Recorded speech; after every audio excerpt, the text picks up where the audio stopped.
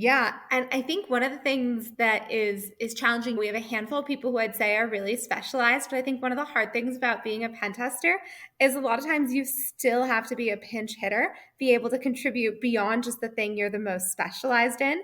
So that's how I know I work with really talented people, because a lot of them can flex and cover a couple of things at really high levels. We definitely, like, web app is always a skill that is good to Everywhere. have.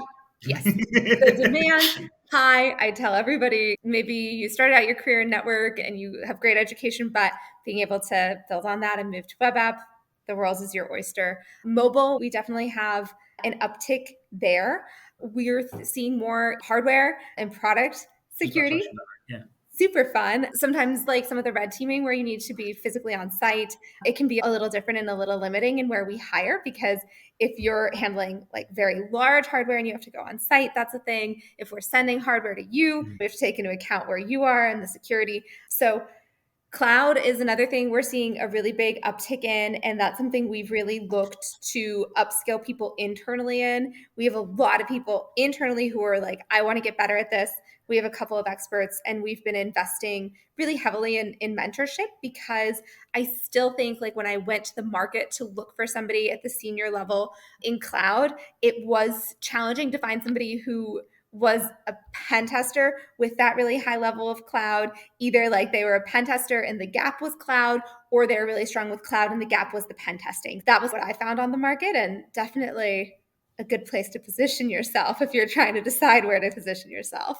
Yeah, definitely. I did, for everyone listening, I did a full, it's not released yet, I've done a full episode on pen testing the cloud, because what you're saying is mirrored across my client base, and like the cloud stuff's massive. The hardware hacking stuff, by the way, do you find, I know a few, but I don't know, do you find them quite hard to find, the hardware hacking guys, or do you, I do find them hard to find, and I do think it varies greatly, right? I've talked to some people who had a little bit of exposure to that, but that's not necessarily enough to come in at the senior level.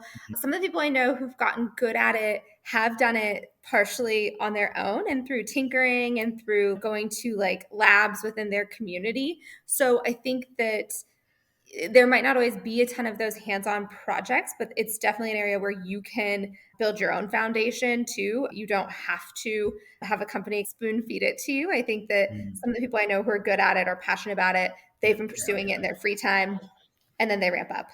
Yeah, they are. The reason I ask is I've got Yeah. clients who hire pen testers themselves, but they just use me for the hardware stuff. So, and I do feel it, but it is like doubly hard as filling a normal pen testing role. Like it's hard. I was talking to a hardware guy this week, and he literally had a pallet turn up at his house because he's got his own lab and he's doing it Yeah. remotely. So he had a pallet from this UPS guy turn up at his door. So I think his neighbours were wondering what was going on. But yeah, no, the Yeah. hardware guys, they love it. The hardware guys, it's a Yeah. niche within a niche kind of thing, isn't it? But And cool. some of the hacks are really cool. And I know people have talked about IoT before on the pod, but like we've seen things that you would not think necessarily, or companies aren't thinking of the being vulnerable through like their toilet paper dispenser that is smart. So like the hardware hacks and that IoT it can be really fun, because I do think it can let you get on site. Sometimes the vulnerabilities can be really exciting.